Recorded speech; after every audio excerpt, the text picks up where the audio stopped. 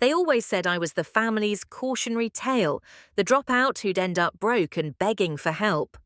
At 39, I returned home for a serious family meeting, wearing faded jeans and sneakers held together by hope, exactly the image they expected. They didn't know the tech company I'd built sold for millions 6 months ago. They didn't know the care home they were fighting over already belonged to my foundation, and they definitely didn't expect the sound of helicopter blades slicing over the maple tree. I wasn't here for revenge. I was here to see if family could change. The call came just after sunrise, when the city outside my apartment windows was still half asleep. My phone lit up with a name I hadn't seen in weeks: Grant Hart. My brother didn't do small talk, so the sharp edge in his good morning was no surprise. He got straight to it. Mom had fallen, broken her hip, and Dad's early-stage dementia was progressing faster than expected. There would be a family meeting this weekend. His tone, polished and managerial, carried an unspoken question. "Can you even contribute?" It wasn't what he said. It was the pause after, the slight dip in his voice that landed heavier than any direct insult. I murmured I'd be there, though my grip on the phone tightened until my knuckles whitened. As soon as we hung up, a familiar ache spread through me, the one reserved for these moments when blood ties felt more like binding contracts than bonds of love. Images flashed uninvited. The group chat that quietly continued without me after I missed too many replies. The Thanksgiving I wasn't invited to because travel would be expensive for you. The night my parents told me they were cutting off financial support until I came to my senses and finished my degree. In the years since, I'd built walls, elegant, invisible, and impenetrable. They thought those walls hid a life of barely scraping by. In truth, they hid Harborlock Security, the company I founded, the company I bled for through bankrupt scares and 18-hour days, until the patent came through, and Aperture Systems bought us for more money than I could have imagined at 29. And they had no idea about the Blue Fern Foundation, my quiet project since funding causes that mattered like Willow Ridge Community, the care facility I designed from the ground up to treat residents like people, not patients. But none of that fit the version of me they preferred. The struggling middle child useful only in her absence. I glanced at my planner. The week already crowded with board calls, contract sign-offs, and a Tokyo proposal I needed to approve. All of it could be moved. The meeting with my family could not because I owed them an explanation, but because my parents, beneath the layers of pride and misjudgment, needed me. I could have taken the company jet and landed quietly at the small regional area strip near Cedar Glen. It would have been easier, faster, private. But that would have meant the driver in a pressed suit, the kind of luggage my siblings would clock instantly, the smell of success that clung to leather interiors. That wasn't the role they'd written for me. Instead, I pulled my old duffel from the closet, the one with the fraying strap and faded patches from trips I took in my 20s. I set it on the bed and began folding clothes that had nothing to do with my real life now. Worn jeans, sweaters soft from years of washing, sneakers that had been my dog-walking pair. The persona they expected fit neatly inside. The decision to fly commercial wasn't just about disguise, it was control. If they saw me arrive exactly as they pictured me, modest, perhaps a little tired, it would buy me space to watch, to listen, to measure just how far they were willing to believe their own narrative. The hum of the city gave way to the heavier silence of early determination. I'd need to rearrange meetings, send Kesha an updated itinerary, and let Derek, my pilot, know he wouldn't be needed until later in the weekend. None of them would question why. They understood that sometimes the best move was the quiet one. Still, I paused with a sweater in my hands, the soft grey one with a tiny hole near the cuff.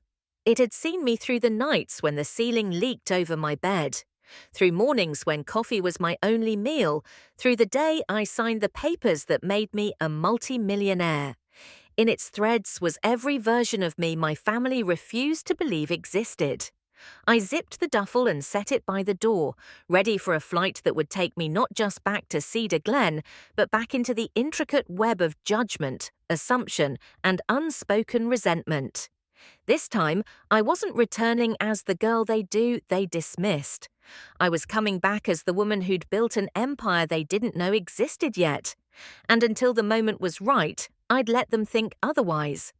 The regional flight landed with the kind of thud that rattled the overhead bins. The time I collected my duffel, the sky over Cedar Glen was the soft grey of late afternoon. The taxi ride from the airport took me past storefronts I remembered like old photographs. The bakery where Mum used to buy birthday cakes, the shuttered hardware store Dad once visited every Saturday, the ice cream parlour that felt impossibly big when I was 8. Everything seemed smaller now, as if the town had been scaled down in my absence. We turned down Maple Street, and there it was, the towering maple tree in my parents' yard, branches bare this time of year, but still reaching wide like they owned the sky. Behind it stood the white 2-story colonial blue shutters, freshly painted, the same worn steps leading to the front door. The garden beds lay dormant, but I could still imagine Mum in her straw hat, fussing over marigolds and roses. Grant opened the door before I could knock. He looked like he'd stepped out of a glossy alumni magazine, pressed slacks, a cashmere sweater, an expensive watch. He adjusted even as he spoke. His eyes scanned me head to toe, lingering on my sneakers. Finally, he said, the word carrying more weight than just a greeting. "Did your flight get delayed, or did you have to take the bus from the airport?" I let the jab pass. "Good to see you too, Grant." I stepped forward, offering a hug. He returned it with the stiffness of someone fulfilling a social obligation. Mum appeared from the kitchen, leaning on a cane, her gait slower but her eyes bright. She wrapped her arms around me as best she could. "Evelyn, sweetheart, you look—" She hesitated, eyes drifting over my sweater, jeans, and the duffel at my side. "Healthy, you're eating enough on your budget, right?" I smiled, tucking away the sting. "I'm fine, Mum. How are you feeling?" From the living room, Dad's voice floated in. "Is that Carol?" He was half standing from his recliner, confusion shadowing his face. Carol had been our next-door neighbour when I was a child. The pang in my chest was swift and sharp. "No, Dad, it's Evelyn," I said gently, moving toward him. He blinked, then smiled faintly, as if humouring me. Before I could sit beside him, the front door swung open again. Sienna breezed in, all polished hair and a cashmere dress with Ethan trailing behind, his arms laden with shopping bags. The air shifted. She had that effect. "We're here," she announced, kissing Mum on the cheek, careful not to smudge her makeup. And we brought gifts. One by one, she handed them out. A vintage scotch for Dad, a silk scarf for Mum, a leather portfolio for Grant. Then she turned to me, her smile tightening. "And for you, Evelyn." She reached into one of the bags and pulled out a small envelope. Inside was a gift card to a mid-range clothing store I hadn't set foot in for over a decade. "I thought you could use this," she said, her tone drenched in what she probably believed was sisterly concern. "Maybe pick up a few professional pieces for interviews." Grant glanced over, the corner of his mouth twitching. Ethan just shifted his weight, clearly wishing to be elsewhere. I took the card, feeling its lightness in my palm. The old me might have bristled, might have made a sharp comment that would echo through the evening. Instead, I looked Sienna in the eye and smiled. "Thank you. That's thoughtful. I'll make sure to use it right away." Her brows lifted slightly, as if she hadn't expected me to accept it without a fight. "Good," she said. "I just want you to have the right tools, you know." I nodded, slipping the card into my sweater pocket. She didn't need to know that using it right away meant something entirely different than she imagined. The moment would come, but not tonight. For now, I let them have their version of me. Dinner was served with the precision of a catered gala, though we were sitting in my parents' dining room. Grant had arranged the meal through a high-end service from the city. Roasted duck, truffle mashed potatoes, artisan bread still warm in its wrapping, vegetables plated like a magazine spread. Mum clasped her hands together when she saw it all. Grant, this must have cost a fortune, she said, voice full of admiration. You're always so generous. He gave a modest shrug, the kind that still managed to broadcast pride. It's nothing, Mum. We should enjoy these family moments while we can. The conversation unfolded like a highlight reel for Grant and Sienna's lives. Grant's recent promotion to executive vice president at his firm took centre stage, complete with anecdotes about boardroom wins and investor dinners. Sienna followed with stories of the charity gala she'd chaired last month, where she'd raised just over $2,000 for the Children's Hospital, then pivoted to Ethan's golf tournament win at their country club. When the spotlight shifted to me, it was almost accidental. So, Evelyn, Sienna said, reaching for her wine, what's new in What Is It You? Do again, freelance design. Grant chuckled softly. Sounds like the kind of gig work where you're always chasing the next project. Must be unpredictable. I could feel all eyes on me waiting for the safe, self-deprecating answer they'd come to expect. I offered a small smile. It keeps me busy. They nodded politely, satisfied, and the conversation moved on. Proof that they weren't truly interested in my work, only in confirming their picture of it. As they laughed about a mutual friend's luxury renovation, my mind slipped backward 10 years to a different dinner table. I could see myself then, 29, announcing I wouldn't be returning to college. The air had gone heavy in seconds. You'll regret this for the rest of your life, Dad had said, eyes fixed on his plate. Mum's lips had tightened, her fork resting untouched. You need a degree to be taken seriously. Grant had leaned back, arms crossed. Some people are meant to lead and innovate. Others are meant to follow. There's no shame in knowing your place. And Sienna laughing then, not unkindly, but in a way that stripped the dignity from my decision. Well, at least you'll have time to perfect your latte art. The memory still had edges sharp enough to cut. I returned to the present as Mom between bites turned to me again. Are you still in that tiny apartment you had, the one with the noisy neighbours? That was a few years ago, I said evenly. Oh, good, she replied, as long as you're somewhere comfortable. Sienna smirked into her glass. Comfortable is relative. Remember when Evelyn's idea of success was buying name-brand cereal instead of generic? Grant laughed, the sound low but pointed. I met Sienna's gaze and let my own expression remain unreadable. I'd learned long ago that silence could be more unsettling than any comeback. Still, there was a pull in my chest, an almost magnetic draw toward the same trap I'd fallen into before, defending myself to people who had no intention of changing their minds. Instead, I buttered a slice of bread and asked about Mum's recovery therapy, letting their version of me sit there at the table like an empty chair.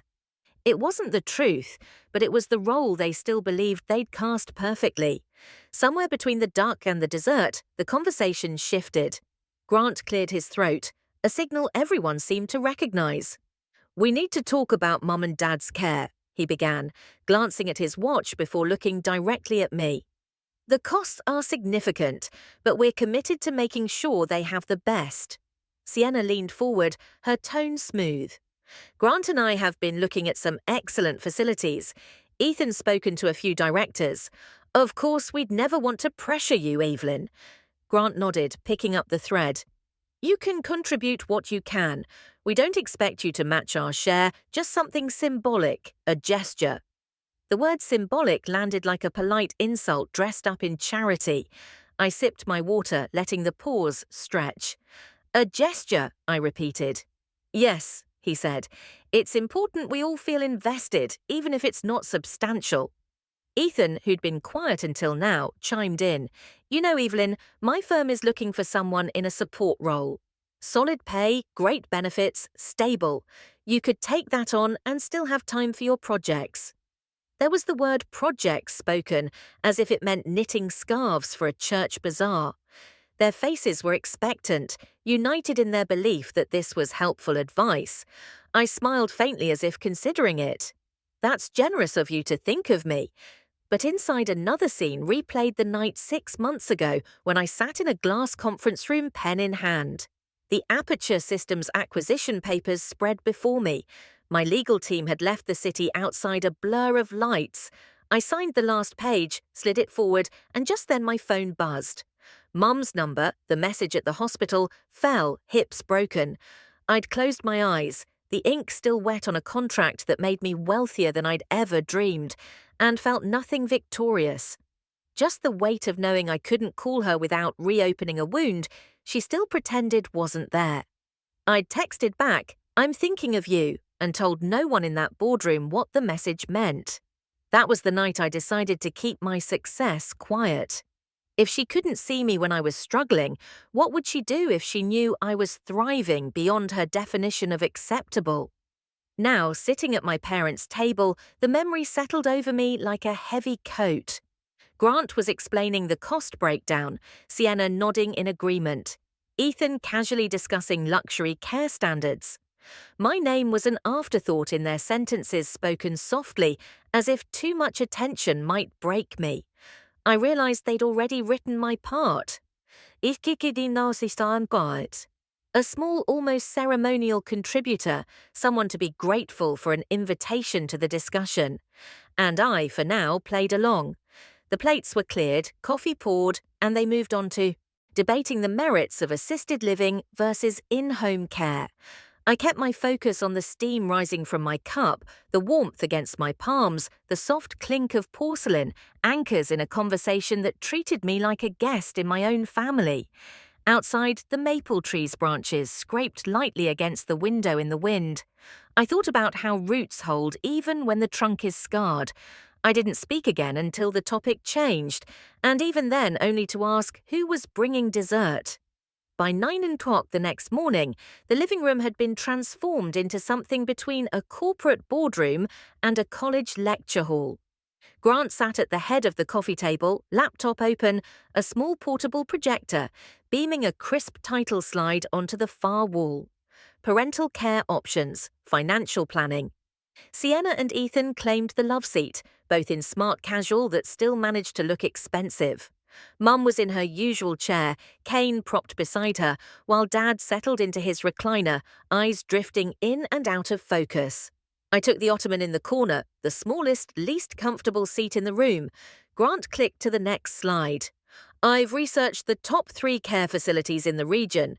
He began, his voice even practiced. Photos of manicured lawns and spotless interiors filled the wall. Each offers excellent medical support, social engagement programs, and proximity to at least one of us. He went through them one by one. The amenities, the dining options, the specialized memory care programs for Dad. Each facility seemed more luxurious than the last, and with each slide, the monthly cost crept higher. When he reached the final option, his preferred choice, he leaned forward. "This is Brookhaven Manor. It's newly built, state-of-the-art with seamless transitions from independent living to full memory care. The grounds include walking paths, a small golf course. Dad, you'd love it there." Dad blinked, nodded faintly, though it was unclear if he'd absorbed any of it. Grant's next slide showed a simple chart. Projected monthly expenses, retirement income, and the gap that needed to be filled. After factoring in Mum and Dad's existing resources, we're looking at a shortfall of about $8,000 per month. He tapped the screen. "Here's the breakdown I propose. I'll cover 45%. Sienna and Ethan will take 40%. That leaves 15%, about $1,200 a month for Evelyn." He looked at me as if handing down an achievable goal to an underperforming intern. "That's fair," Sienna added. "We're all contributing according to our means." I folded my hands in my lap.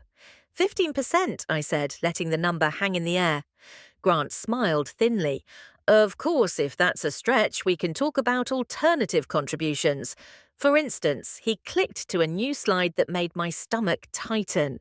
"My company has an opening in entry-level marketing. Modest salary, but full benefits, steady hours. You could take that on and meet your contribution without strain." I studied him for a long moment, then glanced at the bullet points on the slide like a career fair pitch for someone still finding their way. It was hard to tell if he believed he was helping or if the condescension was intentional. Mum shifted in her chair, glancing between us. Evelyn, she said softly, do you even have enough to cover the taxi from the airport yesterday? The room went still. Heat rose to my face, but I kept my expression steady. Yes, Mum, I said. She patted my hand, the gesture both tender and pitying. I just worry, that's all.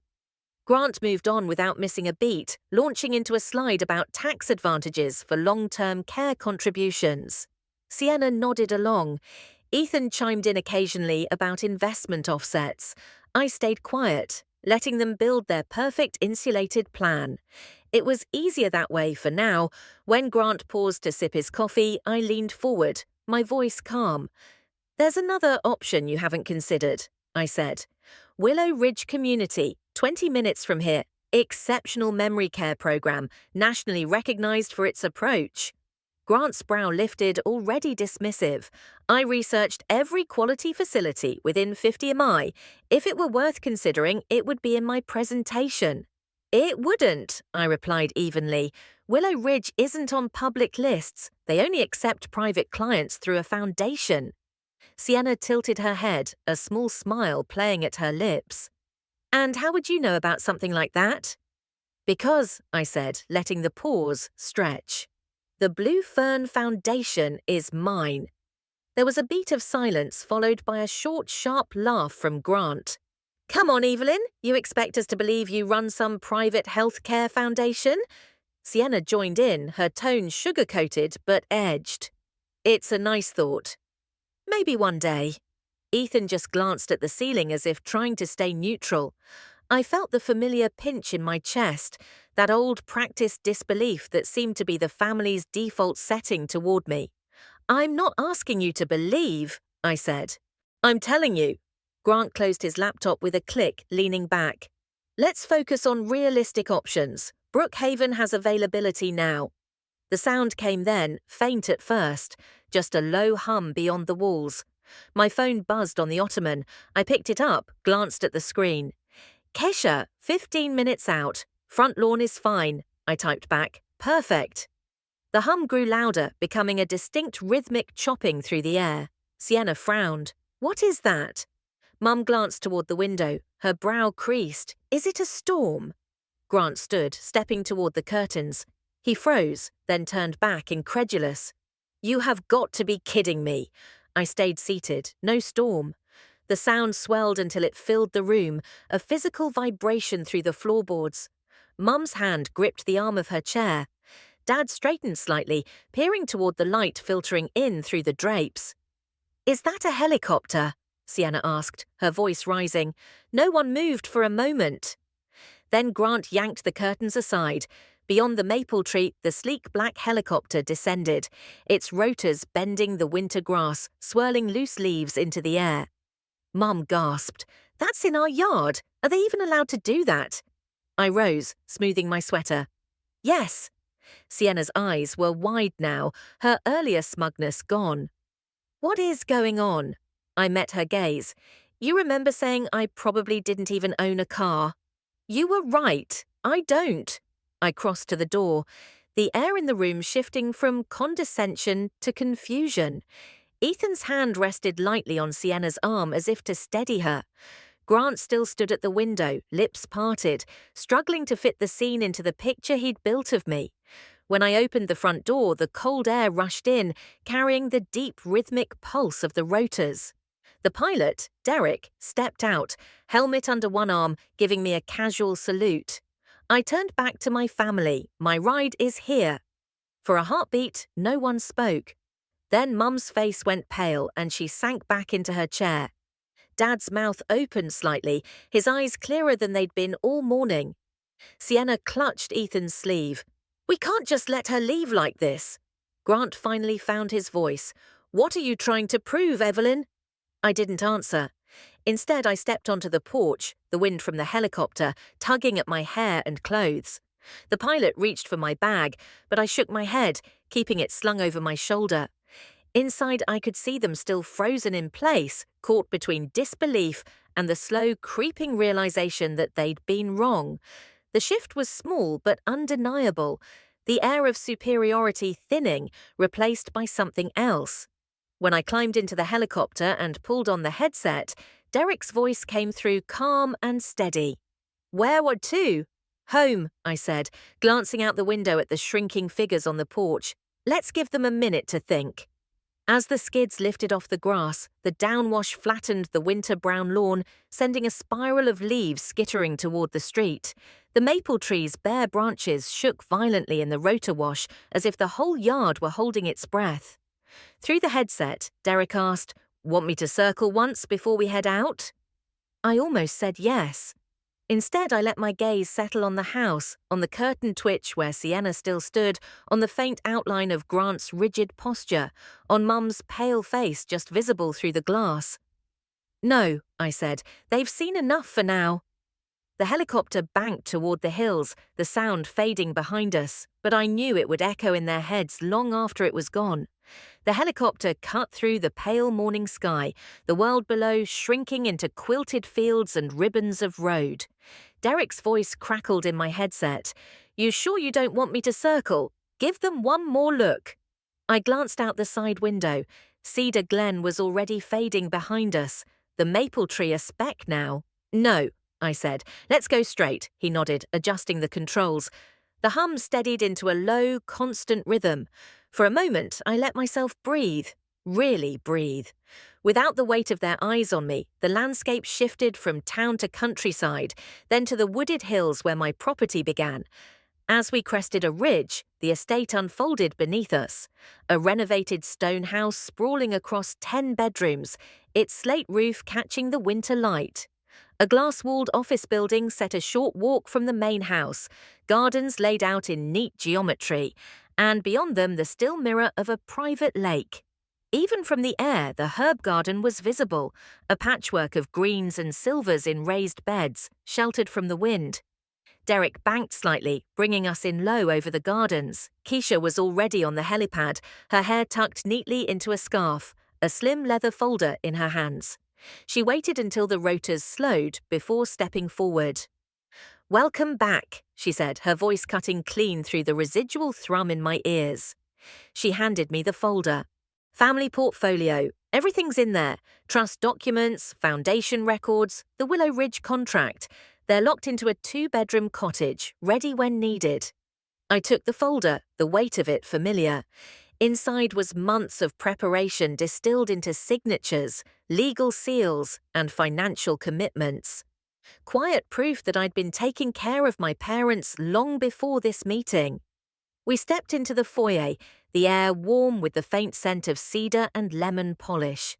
Light poured through high windows, falling across the black and white tiled floor. And there on a pedestal near the staircase stood the crystal vase, tall, delicately cut, the one my mother had sold years ago when money had gotten tight. I remembered finding it in an antique shop 2 towns over, dusty and overpriced for what it was. I'd bought it without hesitation, had it restored, and placed it here where it could catch the light. Kesha noticed my gaze. "They'll see it the moment they walk in," she said. "That's the point," I replied quietly. I reached out, letting my fingertips trace the cool, perfect edge of the rim. For years, that vase had been just an object, something we'd once had, then lost. Now it was a reminder. Not everything gone has to stay gone. Kesha shifted the folder in my hands. "Do you want me to have lunch set in the West Room?" "Yes, something simple but welcoming," I said. "They'll be overwhelmed enough as it is," she nodded and left for the kitchen, her steps soft on the polished floor.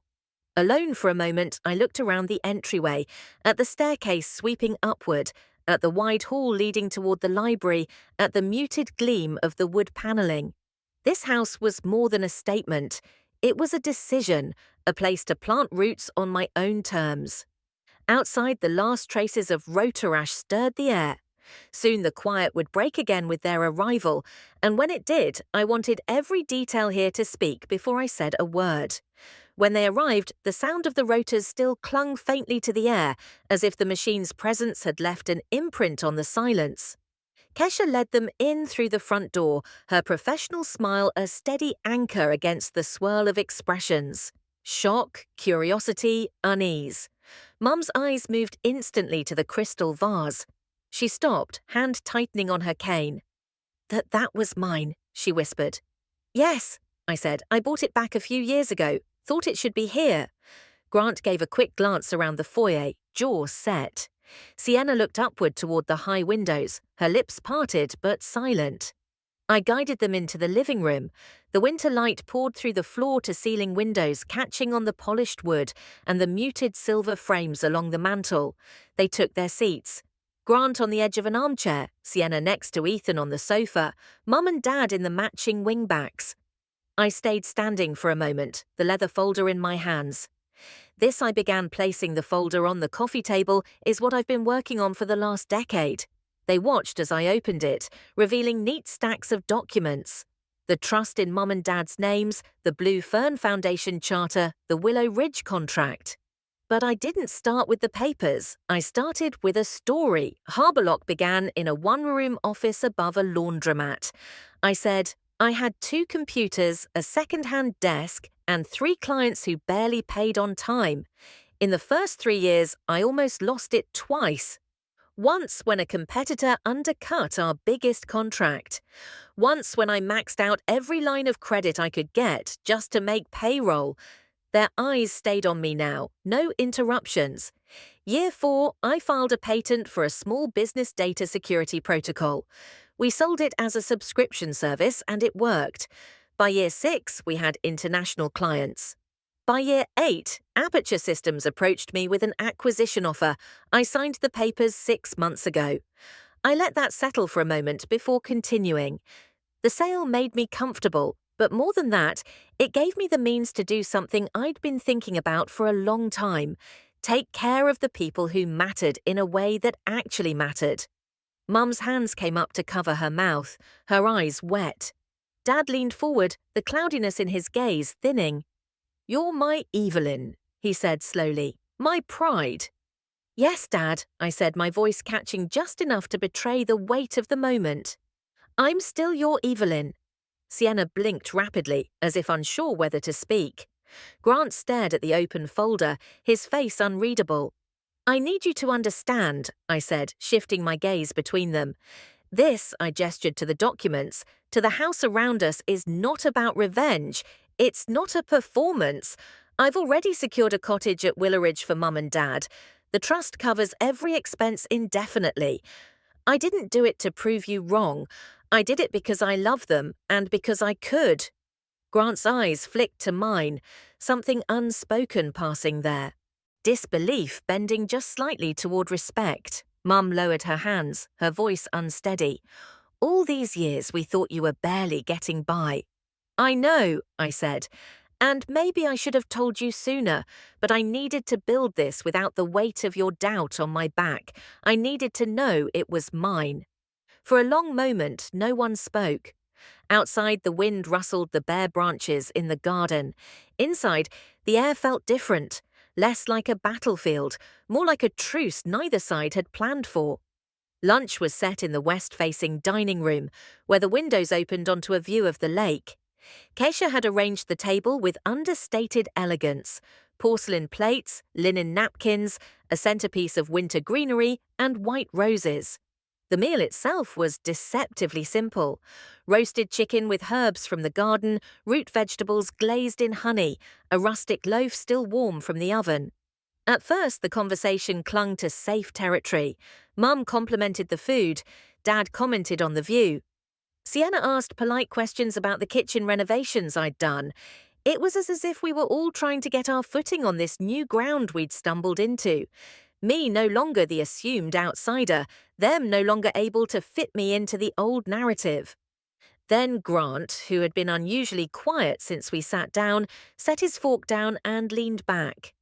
I've been thinking, he said, eyes fixed on the far end of the table rather than on me. About what you said earlier, about building something that's yours. I waited, letting the silence stretch. I hate about 60% of my job, he continued, the words landing with the weight of a confession. The travel, the politics, the constant performance, but it's what was expected. Ivy League, corporate ladder, the right zip code. I checked every box and I'm not sure any of it fits me anymore. It was strange hearing him say it. Grant, who had spent our entire adult lives embodying the very model of success our parents admired. Then why keep doing it? I asked gently, his mouth twisted. Because if I stop, then what? I've spent 20 years building an identity around this. If I walk away, what's left? Sienna's fork paused halfway to her mouth. I know exactly what you mean, she said, her voice quieter than usual. You think I enjoy half the things I post about, the galas, the endless fundraising dinners, the photo oots for charity features. I can't even remember the last time one of those events felt real. Grant raised an eyebrow. You're the one who thrives on that scene. Sienna gave a humorless laugh. Thrived maybe now. Ethan and I have been in counselling for the last year. Most of the time, I can't tell if we're trying to fix things or just negotiating a truce to keep up appearances. Ethan's hand moved under the table, resting lightly over hers. We've been reassessing, he said simply. I let the words settle between us, surprised at how easily the confessions were surfacing now. Maybe it was the setting, away from their usual strongholds, in a place that was undeniably mine. Or maybe the shock of this morning had cracked something in them, just enough for honesty to slip through. I used to think you both had it perfect, I admitted. Grant with his boardroom wins, Sienna with her picture-perfect life. I didn't realize the cost of keeping up the image. Sienna met my eyes, and I used to think you were running from responsibility. Now I'm wondering if you were running towards something the rest of us didn't see. Grant gave a short nod. Doesn't mean it was easy, though, does it? No, I said it wasn't easy, but at least I got to choose the difficulty. Kesha slipped in to refill glasses, her presence quiet but grounding. For a moment, the only sound was the clink of silverware and the faint hum of the heating system. This place, Mum said finally, looking around the room, it feels solid, like it's not just expensive, but built to last. It is, I said, because I built it with the intention of keeping it. Same as the foundation, same as Willow Ridge. Her eyes softened. I can see that now. Dad shifted in his chair, his hand fumbling at the inside pocket of his cardigan. His movements were slow but deliberate, like he'd been waiting for the right moment. From the folds of fabric, he pulled out a small worn envelope. The paper was soft with age, the corners bent. I've kept this, he said, his voice clearer than it had been all morning. He slid the envelope across the table toward me. I opened it carefully. Inside was a yellowed clipping from the Cedar Glen Gazette. The headline read, Local Startup Targets, Small Business Cybersecurity. There was a grainy photo of me from more than a decade ago, hair pulled back, eyes bright with the kind of determination that didn't yet know its limits. I saw this at the coffee shop, Dad said. I clipped it out, put it in my wallet. Every time someone asked about you, I took it out and showed them. His gaze didn't waver. Even if I didn't always say it out loud, I was proud. A moment, the room seemed to narrow around us, the weight of his words pressing against my ribs. Thank you, Dad, I said softly. That means more than you know, Mum, who had been watching in silence, reached for her water glass, then set it down without drinking. I need to say something, she began, her voice unsteady. When you left school, your father and I cut you off financially. We told ourselves it was to teach you a lesson, to push you back toward what we thought was a stable path. She looked down at her hands. It was cruel. I see that now, and I regret it. The truth of her admission landed heavily, but there was no bitterness left in me to feed it. You did what you thought was right at the time, I said. It hurt, yes, but maybe I wouldn't have fought so hard for Harbour Rock if I'd had a safety net. She blinked as if caught off guard by my lack of reproach. I still wish we'd trusted you more. I reached into my sweater pocket and pulled out the gift card Sienna had given me the night before. I set it in the center of the table, the cheap plastic catching the light. I've decided how I'm going to use this, I said. Sienna tilted her head, suspicion flickering in her eyes. Oh, I'm going to buy winter coats with it, I said. For some of the residents at Willow Ridge, the ones who like to walk in the gardens but don't have warm enough clothes. For half a second, no one reacted. Then Ethan let out a small chuckle, quickly covered with a hand. Sienna's mouth twitched, fighting a smile. Grant leaned back, shaking his head. Only you would turn a gift card for interview clothes into a donation. I think it's perfect, Mum said, her lips curving upward. The tension that had wrapped itself around the table all morning loosened, replaced by something lighter. Sienna let out a short laugh. Well, at least it'll get used. Consider it repurposed, I replied, a smile tugging at my mouth. It wasn't much, a shared laugh, a moment of ease. But it was the first genuine one we'd had together in years. No posturing, no hidden barbs, just a room full of people connected by something small but real. For the first time since I'd stepped into this house, I felt the edge of possibility. We drove to Willowridge the next morning, the winter sun casting long, pale streaks across the winding road. The property emerged slowly from behind a grove of bare oaks, a cluster of low, warmly painted buildings connected by covered walkways. The architecture was intentionally modest, designed to feel like a neighborhood rather than an institution. As soon as we stepped inside the main building, the scent of fresh bread and lavender met us. The reception area looked more like the lobby of a cozy inn than a care facility. Armchairs upholstered in soft fabrics, a fireplace framed by bookshelves, family photos on the mantel. A woman in her 60s, wearing a cardigan dotted with tiny embroidered flowers, approached us with a smile. "Welcome to Willowridge," she said. "I'm Clara, the resident care coordinator." I introduced my family, noting the flicker of recognition in Clara's eyes. She knew who I was, but she didn't say it aloud. Instead, she gestured toward a hallway. "Shall we start with the memory care cottages?" We walked down a wide corridor lined with shadow boxes outside each door, each filled with small objects, photos, postcards, even trinkets that told the story of the person living inside. It helps residents recognize their own space, Clara explained. Memory anchors, we call them. The cottage we entered had 10 bedrooms, each personalized to its occupants' tastes. One room had baseball pennants lining the walls. Another displayed a collection of ceramic birds on a sunny windowsill. Every detail seemed to serve a purpose. Soft lighting to reduce agitation, contrasting colors to help with depth perception. Even subtle music playing in common areas tailored to the decade most residents favored. Mum lingered in a sitting room where 2 residents were playing checkers by a bay window. She touched my arm. "It feels like a home, not a place you go to disappear." "That's the point," I said. "No one here is just a patient." We toured the garden next, a mix of paved paths and raised beds, where herbs and flowers grew in warmer months. In one corner stood a painted gazebo, its railings wrapped in fairy lights that would glow softly at night. Clara explained the memory walks, guided strolls through the garden that incorporated scents and textures tied to a resident's past. Sienna, who had been quiet for most of the tour, stopped by one of the raised beds. She brushed her fingertips over the frost-tipped rosemary. "You know," she said, glancing at Clara, "I have a background in fine arts. I've been running design projects for charity events, but something like this, art with a purpose, it feels different." Clara's eyes warmed. "We have an art therapy program. Residents work with volunteers to paint, sculpt, even try photography.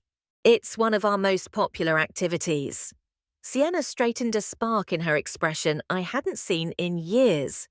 "If there's an opening for volunteers, I'd like to join. I can teach techniques, but also help them adapt tools for limited mobility." I raised an eyebrow, pleasantly surprised. "You're serious?" She nodded. "I'm tired of making centerpieces. No one remembers the next day. Here, they might remember how it felt to make something, even if they can't keep the memory forever." Mum smiled, and even Grant's posture softened a fraction. Ethan slipped an arm around Sienna's shoulders, murmuring something I couldn't hear.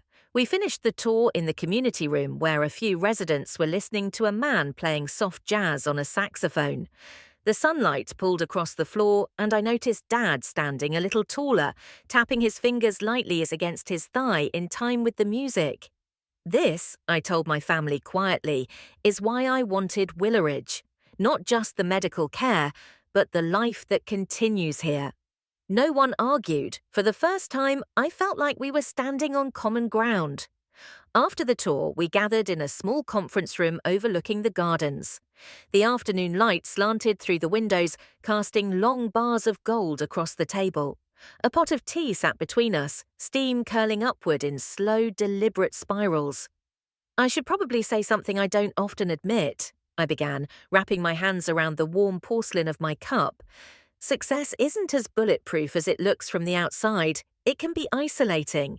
People either want something from you or they assume they know you because they've read about you. I've learned to be careful, too careful maybe. It keeps me safe, but it also keeps me alone. Sienna's gaze softened, her earlier spark from the art therapy conversation still lingering. Grant leaned back in his chair, arms crossed, but his expression was thoughtful rather than defensive. "It's strange," Grant said finally, hearing you say that. "I always thought you were free, doing what you wanted, answering to no one. I am, in a way," I said, "but freedom without connection can feel hollow." He looked down at his hands. "I've been thinking about what you said yesterday about choosing your difficulty. There's a teaching position opening at the business school in the city. I've been asked before, but I never seriously considered it. Now maybe I should." I tilted my head. "You'd be good at it. You have the experience, the presence, and maybe you'd hate less than 60% of your days." A small wry smile tugged at his mouth. Maybe Ethan, who had been quiet, cleared his throat. "I've been rethinking things too. I've spent years advising high net worth clients on growing their portfolios. Lately, I've been more interested in ethical investing, helping non-profits and social enterprises use their funds to create real impact. I'm considering shifting my focus there." Sienna touched his arm, pride evident in her eyes. "That sounds like you." I let the conversation breathe. The air in the room lighter now. The defensive postures were gone, replaced by something closer to curiosity, maybe even trust. "I have an idea," I said. "It's not about careers or money. It's about us. What if we started having dinner together once a week? Just family. No bragging, no measuring each other's worth, no comparing who's doing better, just dinner." Mum's eyes brightened instantly. "I'd love that," Sienna smiled. "As long as we rotate who cooks. I'm not letting you two make me the default chef." Grant raised an eyebrow. "I can order takeout with the best of them." "Ordering doesn't count," I said, laughing. "The point is to keep it simple. No catered spreads, no fine china, unless someone feels like it. Just a meal we share." Dad, who had been quietly following the conversation, spoke up. "No judgments," he said firmly. "We eat, we talk, we laugh. That's all." "Yes," I agreed. "That's all." It was such a small thing, but the agreement felt like a shift, a commitment to step out of the roles we'd all been playing for so long. In its place, something new could grow. As we left Willowidge, walking back through the covered walkway to the parking area, I caught Grant glancing at Sienna with something like amusement. "Art teacher," he said. "Business professor," she replied. They both laughed, and for once it didn't sound sharp-edged. The cold air outside was brisk but not biting. For the first time in years, I felt the warmth of possibility radiating from more than just me. The first Sunday came sooner than I expected. Winter sunlight poured into the breakfast room at the estate, glinting off the lake beyond the windows. The table was set simply. No elaborate centerpieces, no place cards, just fresh pastries, bowls of fruit, scrambled eggs and coffee steaming in mismatched mugs. Grant arrived first, shrugging off his coat and actually hanging it neatly on the rack, instead of tossing it over a chair. "Smells good," he said, peering at the spread like he was trying to figure out how which dish came from a high-end bakery, and which didn't. Sienna and Ethan came next, bringing a jar of homemade jam. "I made it myself," Sienna said proudly, placing it on the table. "Okay, fine." Ethan did most of the work, but I supervised. Mum and Dad followed, Mum leaning on her cane, but looking stronger than she had in months. Dad's eyes were clear this morning, scanning the room with curiosity.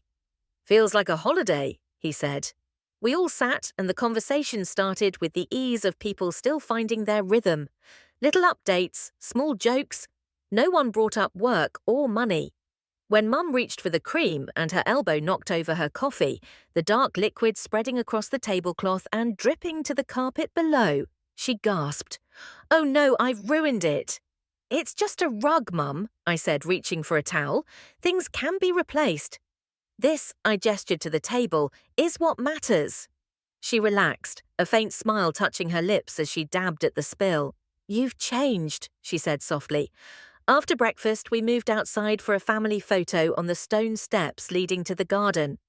Kesha handled the camera, framing us against the winter, bare trees and the glint of the lake. We bunched together, Grant with his arm around Mum, Sienna leaning into Ethan, Dad standing a little taller than usual. When Kesha called for us to smile, it wasn't the practiced polite kind for social media. It was the kind that came from being in the moment. I glanced at the frozen image on the camera screen afterward, surprised at how genuine it looked. This was a picture I'd want to keep. As the others lingered outside talking about the garden's potential in spring, I stepped aside with Kaiser. "I need you to help me with something," I said quietly. "Anything," she replied. I want to create what I'm calling a soft barrier," I explained.